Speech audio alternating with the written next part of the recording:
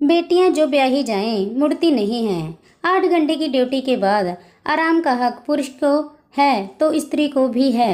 अगर पति अपनी पत्नी के भविष्य की कोई सुरक्षा नहीं कर रहा, उसे बाहर पैसे कमाने भी नहीं दिया कभी, फिर भी उसे बाहर का रास्ता दिखाने का अधिकारी है, तो अपने द्वारा हर किए गए काम के लिए वेतन की पत्नी भी अधिकारिणी है।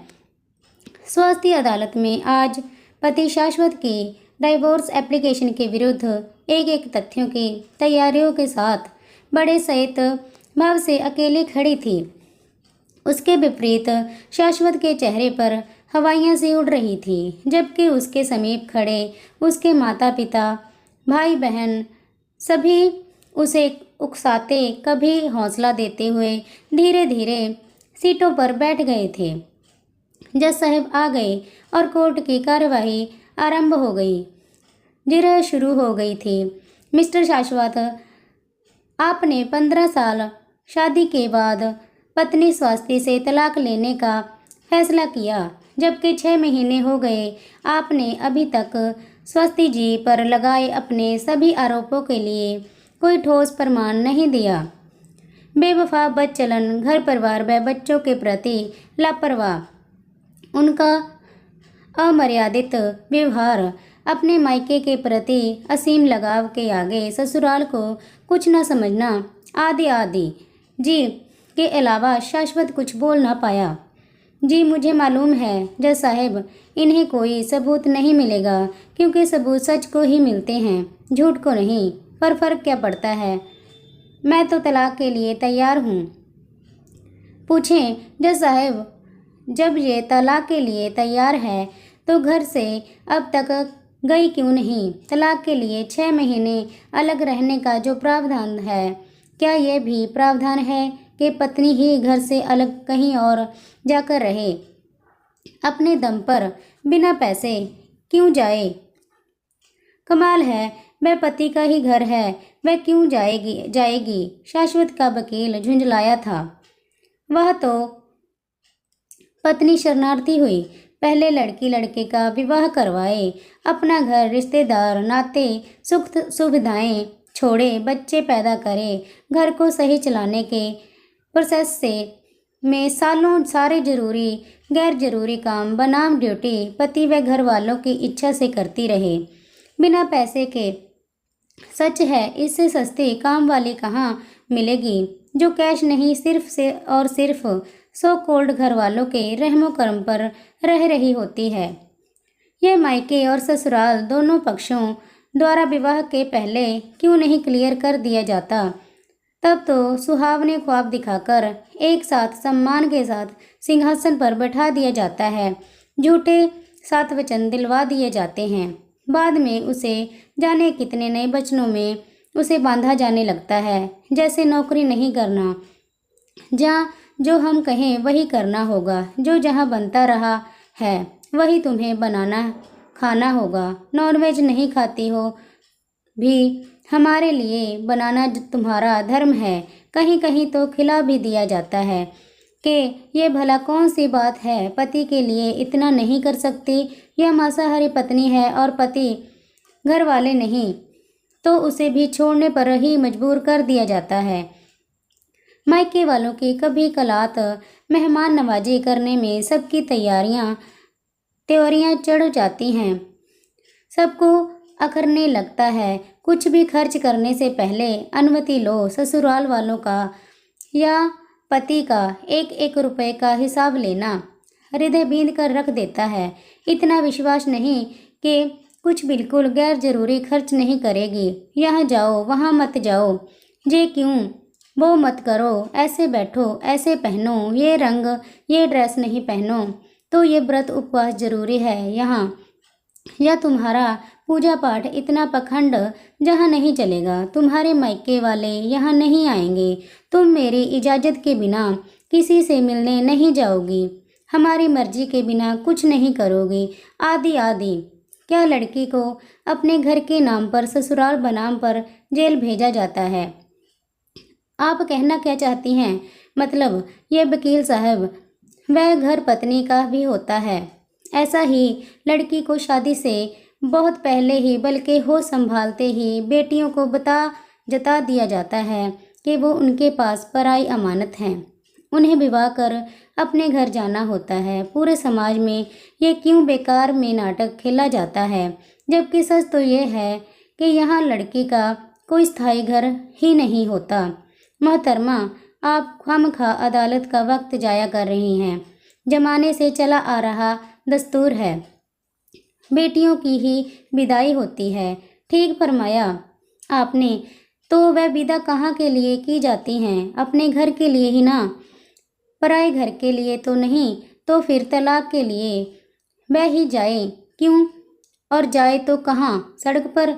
जाहिर है अपने मायके। तपाक से वकील साहब बोल पड़े।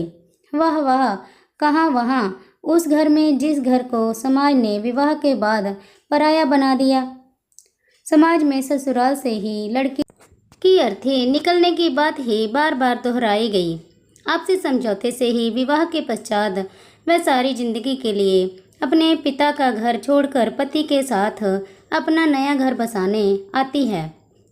वह अपनी सारी सेवाएं, दहेज का सामान, कैश, अपना बैंक बैलेंस, स्त्री धन, सेहत, करियर सब जब उनके हवाले कर देती है और तन मन धन से समर्पित बनी जीवन व्यतीत करती रहती है। जी आप करते करते आदेशों का पालन करते आदर्श बनी वो नारी जिसने कभी अपने लिए अलग से कुछ न सोचा, छोड़ा, जोड़ा।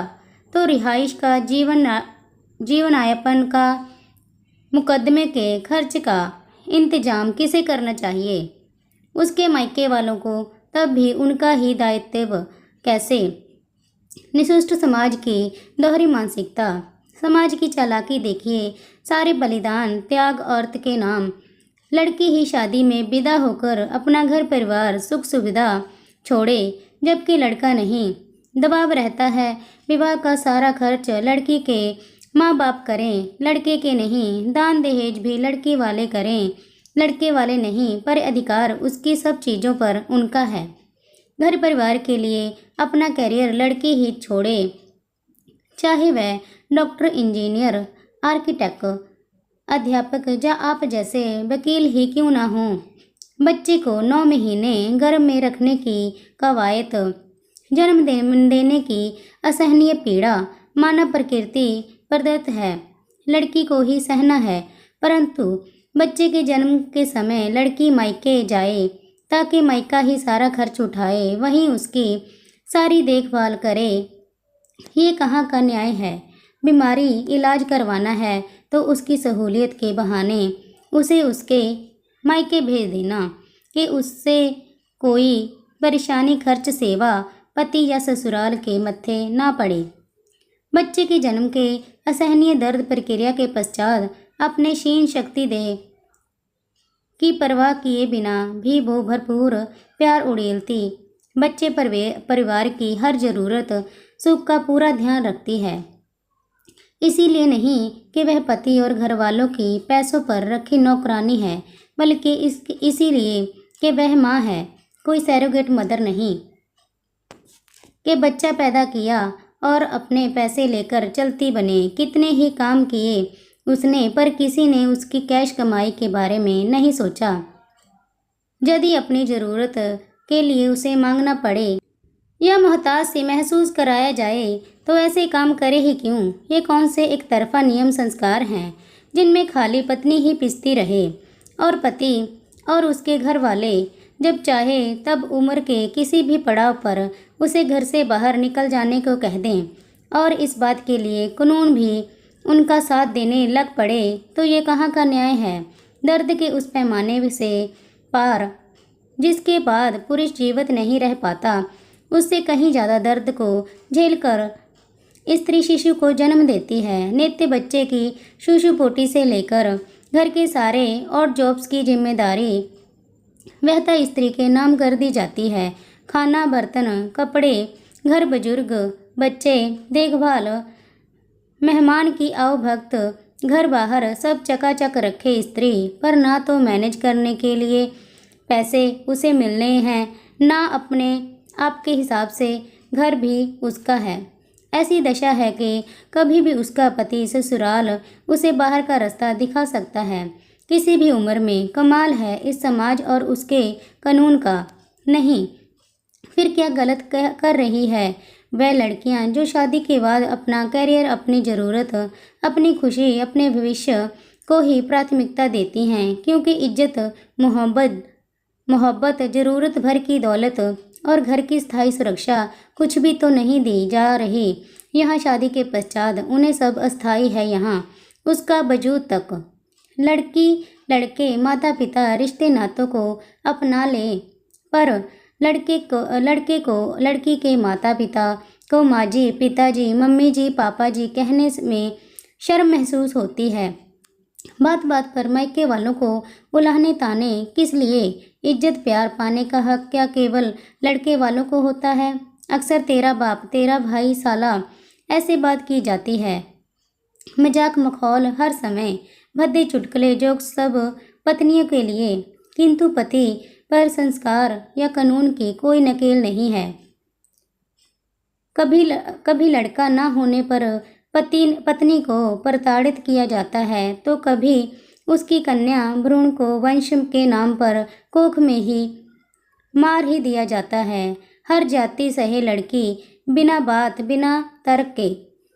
लड़की को कोई ज़रूरत हो उसके मायके पर थोप दी जाती है और अपना पल्ला झाड़ लिया जाता है कि वह घरवाली नहीं बल्कि पति ससुराल की शरणार्थी, अनपेड प्रोसेस सर्विस या अवैतनिक काम वाली हो, जिसका जी भर के यूज किया जा सकता है, जिसे पति अपने घर में रखकर 2 टाइम खाना देकर बहुत बड़ा एहसान करता जा रहा है, और बाहर से आई उस लड़की के सालों के बलिदान त्याग की कोई बात नहीं, जबकि वह अपना बेस्ट पहले पति परिवार को देती है, बाद में स्वयं कुछ कर लेती है। जब आपस में नहीं निभ रही तभी तो तलाक और अलग जाने की बात आई है। आप खुद ही कह रही हैं आपको तलाक देने में कोई ऐतराज नहीं। शाश्वत के वकील ने साफ करना चाहा। किस शर्तों पर तलाक? आपने पढ़ा नहीं तो जाने कि पत्नी से क्या कहा जा रहा है। इन 15 सालों में न करियर, न पैसा, न शक्ति, न सेहत रह गई उसकी। उस पर बच्चों की जिम्मेदारी लिए क्या वो सड़क पर आ जाए? तो इसका मतलब है अब आप तलाक नहीं देना चाहते। अपना सब कुछ समर्पण करने के बाद औरत को ही कहा जाता है अपनी और बच्चों की जिम्मेदारी लो और निकलो यहाँ से। महीने का निर्धारित भत्ता मिल जाएगा, वो भी कोर्ट केस लड़ने के बाद। कहाँ से लड़ेगी? वह सब कुछ तो पति ससुराल समाज ने समर्पित करवा लिया। ये कंपनसेशन है, हर्जाना है एक औरत की जिंदगी का। ना उसके भरोसे का मान सम्मान, ना प्रेम स्नेह, ना उसकी अपनी आवश्यकताओं भर का पैसा, ना अपनी कोई स्वतंत्रता, ना ही अपने घर का स्थायित्व।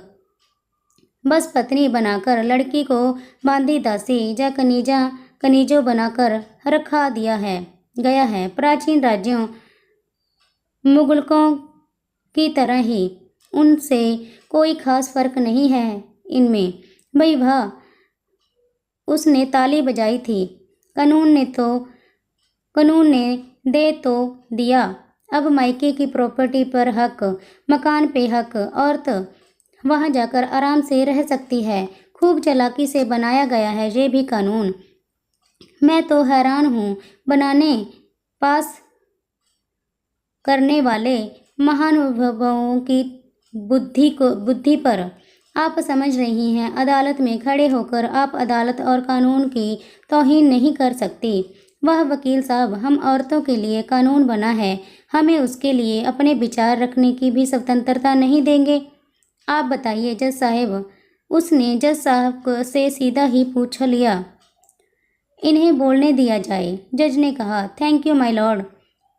चालाकी इसीलिए कहूँगी कि कानून बनाया तो भी वह स्त्री के विवाह के बाद मिले।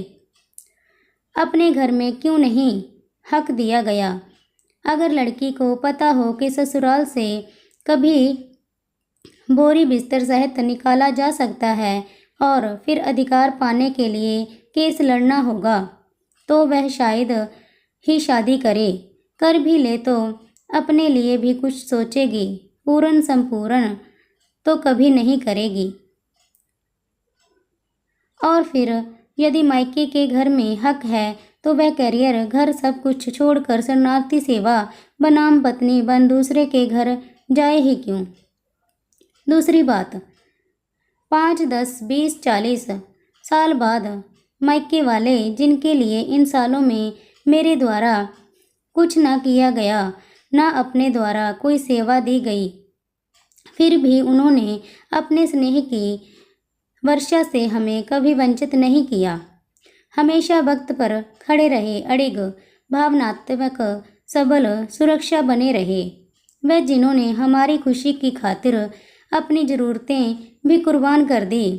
गत इनके वर्षों में वह जब अपने घर में अपने नए जुड़े सदस्यों के साथ रहने के आदी हो चुके हैं, अपने एक स्तर के साथ शांति से जी रहे हैं, वहाँ जाकर हमारा खलल पैदा करना, उनकी खुशी शांति भंग करना क्या न्याय संगत है।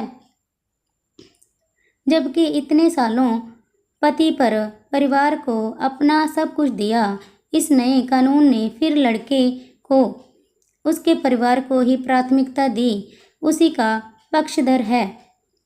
किसी प्रकार के एडजस्टमेंट के तनाव से लड़के को मुक्त कर रख दिया गया है।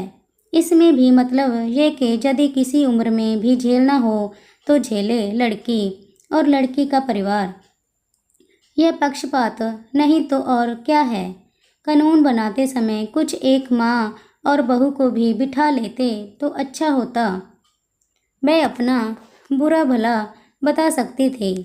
मायके का जो एक रहा सहा सुरक्षित स्नेह बंधन, उसे भी तोड़ने का प्रयास है ये कानून।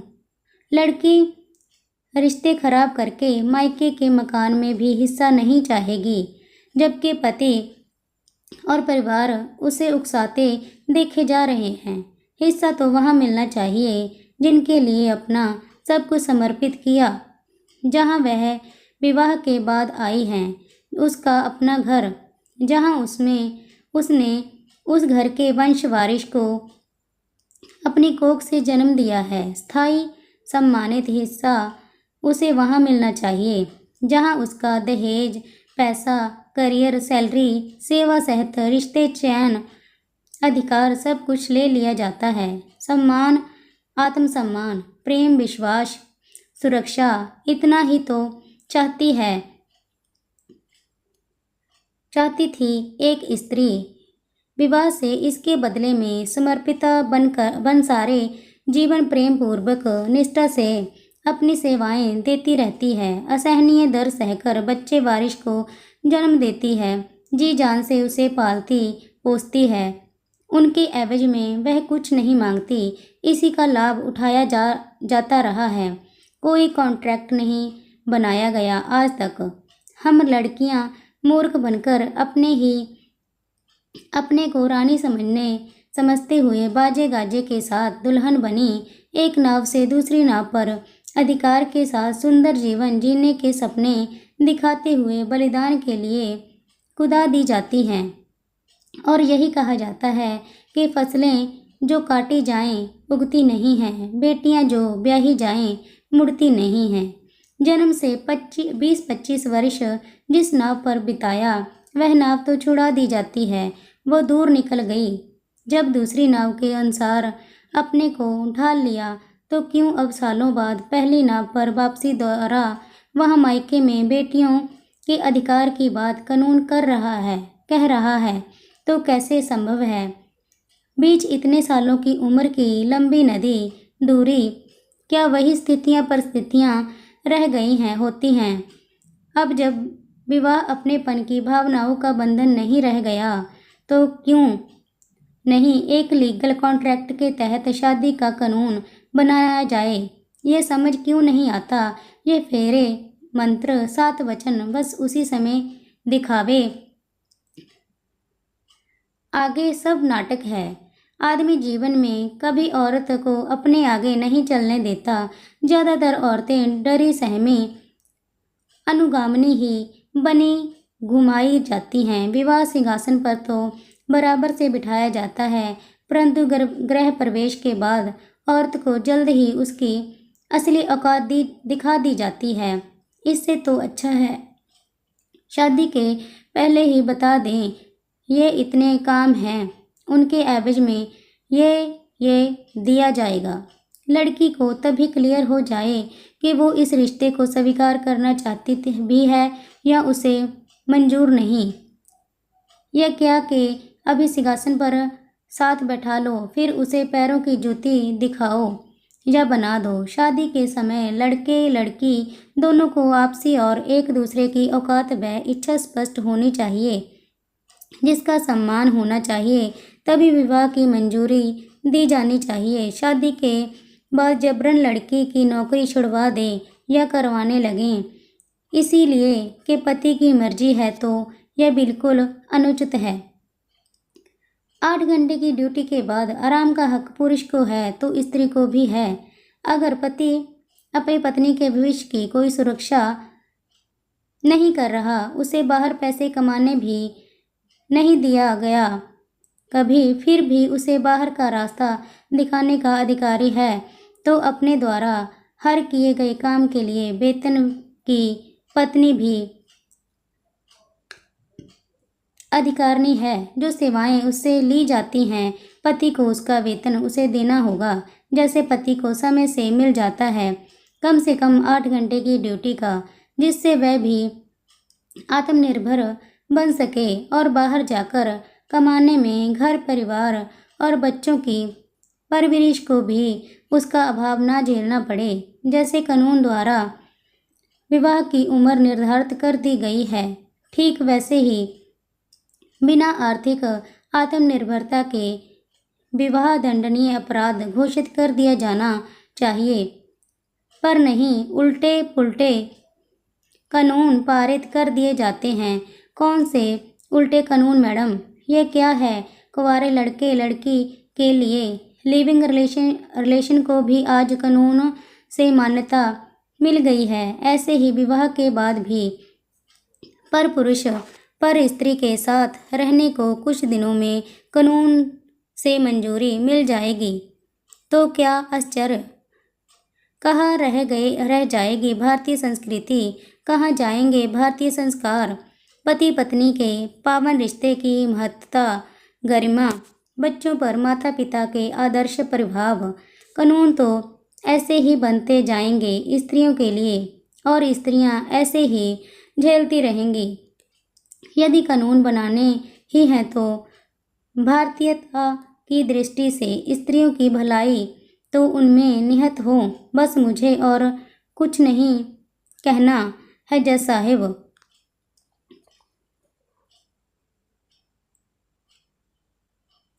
अदालत में चुप्पी छा गई थी। अचानक जज साहिब ने ताली बजाई तो शाश्वत के परिवार को छोड़ सभी ने उनका साथ दिया। हाल तालियों से गूंज उठा। जज साहिब फिर बोले, मिसेस स्वाति, आपने जो मुद्दे उठाए हैं और जिन नए संशोधन की आवश्यकता का जिक्र किया है, हम उन्हें आगे सदन और उच्चतम न्यायालय पीठ के समक्ष जरूर रखवाएंगे। रही आपके 6 महीने अलग रहने की बात, तो मिस्टर शाश्वत को ऑर्डर दिया जाता है कि वह अपने आप के रहने की कहीं पूरी सुरक्षित व्यवस्था करे। तलाक के बाद तो वैसे भी उन्हें ये करना ही होगा, या स्वयं 6 महीनों के लिए फिलहाल कहीं घर से बाहर रहें। Court is dismissed. जज साहब चले गए। कोर्ट में उपस्थित अन्य जन वकील स्वाति को बधाई देने लगे। Congratulation ma'am. बधाई मैम? क्या बोली हैं आप? वाह मैम, थैंक यू, धन्यवाद, थैंक्स। अरे किसको थैंक यू बोल रही हैं? सोते स्वाति, मुझे भी तो बता, कोर्ट नहीं जाना? तेरा अलार्म बजे जा रहा है, कब से उठ। मम्मी अनुपमा ने स्वाति को उठा दिया था। वाओ मम्मा, इतना अच्छा सपना देख रही थी, काश ये सच होता। मैंने देखा, मैं सबको कोर्ट में अच्छे से धो रही थी। मेरी दलीलें पेशकश सुन जज भी ताली बजा रहे थे सबके साथ। ओए मुंगेरी लाल के हसीन सपने, पापा कोर्ट के लिए तैयार होने चले गए। अपने टाइम पर ही निकल जाएंगे, जल्दी कर, आज से तेरी इंटर्नशिप शुरू है। जय मुंगेरी लाल के सपने नहीं, would be big advocate miss Swati Sharma के सपने हैं मम्मा, जिसे वो सारी औरतों के लिए एक दिन सच करके दिखाएगी। पक्का प्रॉमिस। कोर्ट ही में नहीं, सारी दुनिया ही तालियां बजाएंगी आपकी इस स्वास्थ्य के लिए। उसने अनुपमा को पकड़कर कस के पप्पी ले ली। एक बार पूरी तरह वकील बन जाऊं, फिर बताती हूँ सबको। फसलें जो काटी जाएं उगती नहीं हैं, बेटियां जो ब्याही जाएं मुड़ती नहीं हैं। तलाक के मुकदमे में तो सारी सताई बेचारी औरतों के लिए अदालत और कानून दोनों को हिलाकर रख दूंगी, जिताकर रहूंगी उन्हें। कोर्ट और कानून को नए ढंग से सोचना होगा और समय के साथ कानून बदलना ही होगा, तभी ऐसे मुकदमे में सही फैसला किया जा सकेगा। मिलॉर्ड। अनुपमा के आगे सिर झुकाकर हंसते हुए वह बाथरूम की ओर भागी। पर यह पति शाश्वत, बच्चे ससुराल, तलाक की नौबत, यह सब कहाँ से पैदा हो गई मेरे सामने, मेरे सपने में। ओ गॉड, बिल्कुल रियल जैसा ड्रामा खींचा है। जरूर कल रात पढ़ रहे केस के उदाहरणों ने सिर चढ़कर मेरे ही रूप में ढालकर ये ताना बाना बुन दिया। हाँ हाँ, इन्हें तो कट ही कर देना गॉड, बस मेरी दलीलों पर तालियां वाला हिस्सा सच करा देना। सुबह 7 बजे का सपना है। God love you. बदबुदाती स्वास्थ्य ब्रश करते करते हंस पड़ी। फ्रेंड्स, अगर ये स्टोरी आपको बहुत बहुत बहुत बहुत पसंद आई हो तो लाइक कीजिए, शेयर कीजिए एंड सब्सक्राइब कीजिए एंड कमेंट बॉक्स में बताइए कि ये आपको स्टोरी कैसी लगी। Thank you.